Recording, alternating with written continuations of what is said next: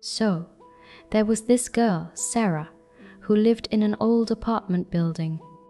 It was quiet, the kind of place where you knew all your neighbors, or at least you thought you did. Then, a new tenant moved in across the hall. He was always wearing a grey hoodie, even on warm days, and he never seemed to make a sound. The strangest thing was his door.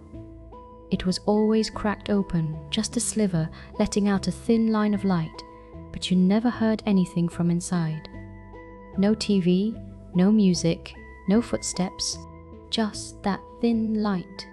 One night, Sarah was taking out her trash late, past midnight. As she walked past his door, she saw him, just standing there in the hallway, by his own door, staring at the floor. No phone, no reason to be there. She said, "Hey," but he did not even flinch. He just stayed still, like a statue. Later, she started hearing things. Soft, spaced out taps, like fingernails tapping on wood, coming from the hallway. She would check her peephole, but no one was ever there. But his door, sometimes, it would be open a little wider than usual, just a black void inside.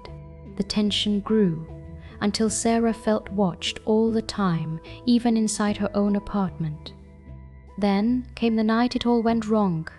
She was coming home late, fumbling with her keys in the lock. Just as the tumblers clicked, his door creaked open. He stepped out, slowly, into the hall. He stood there, silent, between her and her open door, his eyes fixed on hers. Her heart hammered. She tried to ask if he needed something, but no words came out. He took a single step closer. Then he raised his hand and whispered, "You dropped this."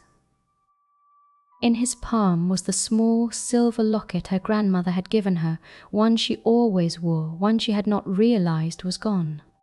She snatched it, threw her door open, and slammed it shut, the lock clicking home with a frantic thud. Sarah did not sleep that night. The next morning she called building management, then the police. They went to his apartment. It was empty, not just vacant, but completely stripped. No furniture, no boxes, no sign anyone had ever lived there. It was like he was never even real. Sarah moved out that week. Every creak in a floorboard, every shadow in a new apartment makes her jump. She still wonders where he went, or if he was ever truly there at all. And she never wears that locket anymore.